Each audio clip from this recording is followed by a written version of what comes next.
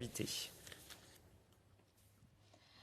Bonjour à tous, on est ravis de vous retrouver ici pour une émission un petit peu spéciale et vous allez comprendre dans quelques instants pourquoi, puisque les images que vous voyez en ce moment sont réalisées, sont filmées par les élèves de lycée ici du BTS audiovisuel de Montbéliard. Alors toute l'équipe technique bien évidemment du Grand Direct n'est pas partie se boire un café, elle est bien là, on va vous montrer justement un petit peu les principaux enseignements qui sont proposés ici, les différents métiers puisque vous ne les voyez pas toujours mais l'audiovisuel c'est énormément de techniciens et énormément de métiers différents.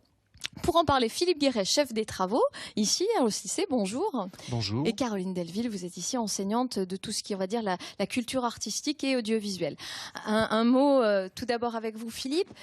On le sait, c'est des formations qui sont techniques, qui sont pointues, qui permettent effectivement d'avoir accès au métier de l'audiovisuel notamment. Il y a beaucoup d'appelés, peu d'élus, c'est ça? Beaucoup de candidatures? Effectivement, notre formation est relativement bien reconnue par la profession.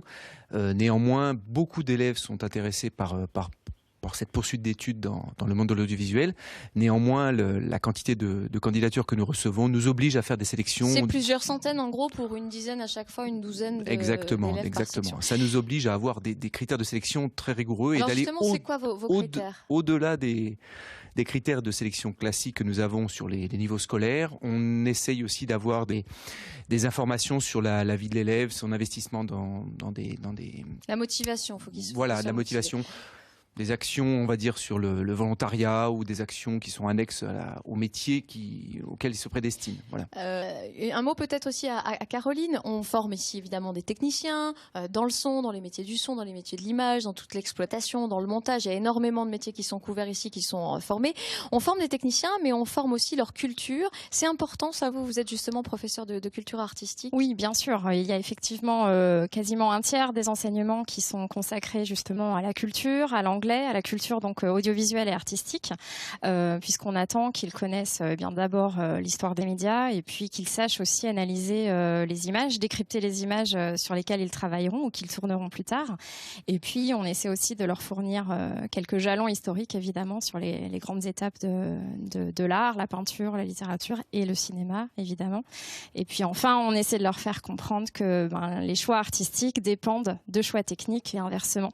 Que les choix techniques l'un ne va pas sans l'autre. Donc c'est une formation complète. Merci beaucoup à tous les deux. Je vais justement me diriger vers Rémi qui est derrière la caméra et qui est élève ici en exploitation. Bonjour Rémi. Bonjour. Alors c'est votre deuxième année, une question toute bête. Qu'est-ce qui vous a donné envie de faire des métiers justement dans l'audiovisuel, de faire une formation ici au BTS?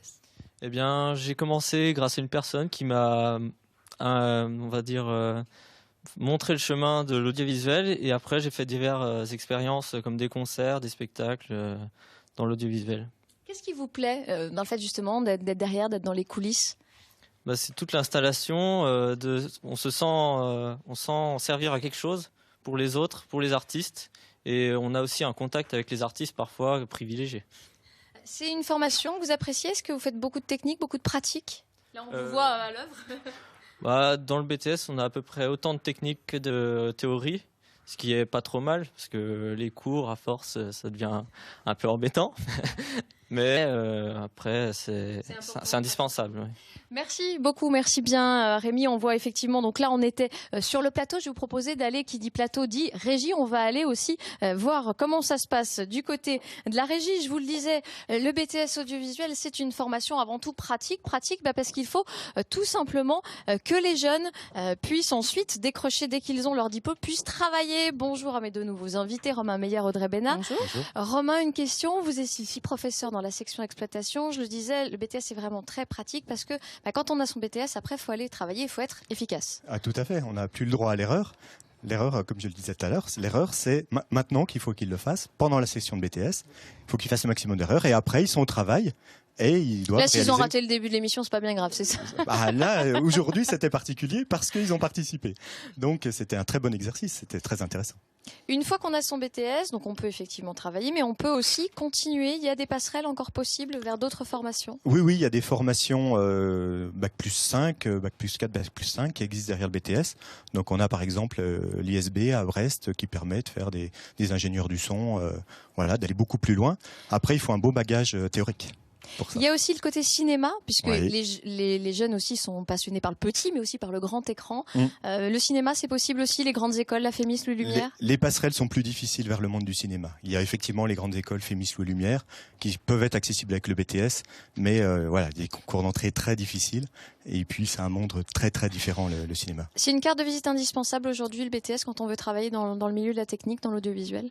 Je pense que maintenant c'est indispensable, oui. Oui, maintenant toutes les chaînes de télé ou même les autres sociétés de production prennent des gens qui sont formés, qui ont le BTS, oui. C'est reconnu. Elle est là, son BTS en poche, Audrey Bénard. On la connaît bien parce qu'elle est script chez nous aussi à France 3. C'est une ancienne élève de ce lycée. Bonjour Audrey. Bonjour. Audrey, une question. Quand vous êtes sortie, quand vous avez eu votre BTS en poche, alors est-ce que ça a été facile déjà de trouver du travail tout de suite? Alors oui, pour moi, ça a été facile parce que j'ai eu la chance que ce soit la continuité en fait de mes 2 stages. Mon premier emploi a été mon premier stage et mon deuxième emploi a été mon deuxième stage. Donc ça a C'est été l'intérêt assez aussi simple. du BTS, c'est de faire des stages et d'effectivement Tout à fait. rencontrer C'est, des futurs employeurs. Voilà, tout à fait. C'est des premières expériences, mais c'est aussi des premiers contacts pour l'avenir et ça a été très très utile pour moi. Audrey, vous connaissez bien le temps, vous êtes script, il vous reste tout juste 1 minute, vous savez à peu près. sais que quoi c'est ça rapide. correspond.